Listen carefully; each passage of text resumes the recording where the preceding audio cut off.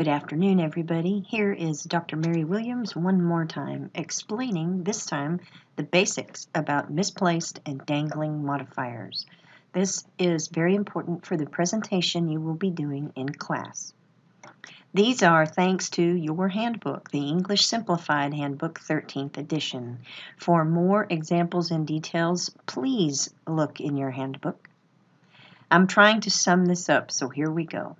There are three types of misplaced modifiers: squinting, negative, possessive, and limiting modifiers.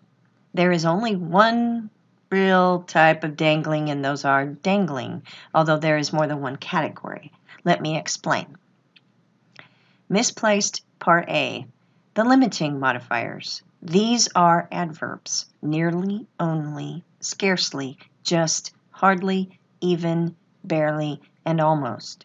And the problem with these being misplaced is that where they are literally determines what you just said or wrote, and it changes depending on where these modifiers are. The second type of misplaced are called squinting or ambiguous modifiers.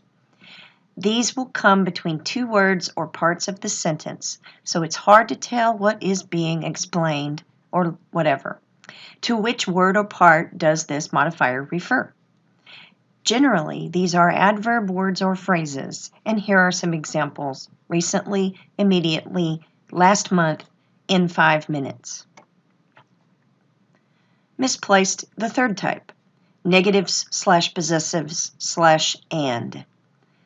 Words like not, patience with an apostrophe, cats with an apostrophe, my, mine, and many other such terms. You'll need to look at page 28 in the handbook for the examples. Then when you search for them, you need to search specifically as you can. For example, your term might be misplaced modifiers negative, or misplaced modifiers with possessive, or something like that. If it looks like the examples in your section, it's yours.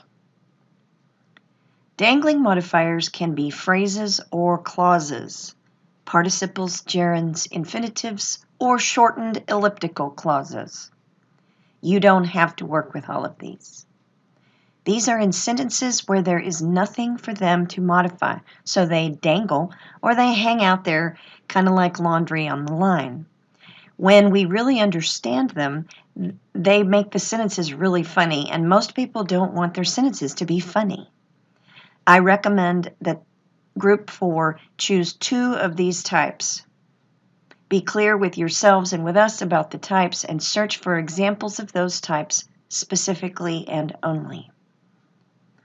Each group will have one type of problem, one of the misplaced or the dangling. There are 4 basic types. There will be 4 groups. One of my pieces of information for you and suggestions is stay in your own hula hoop, work with the type that I give you and nothing else. Look up your type in Google or wherever, the Purdue OWL, other online writing labs. Find examples of problems and solutions. We will talk more about the rest of this assignment in class. Thank you guys. Have a good day.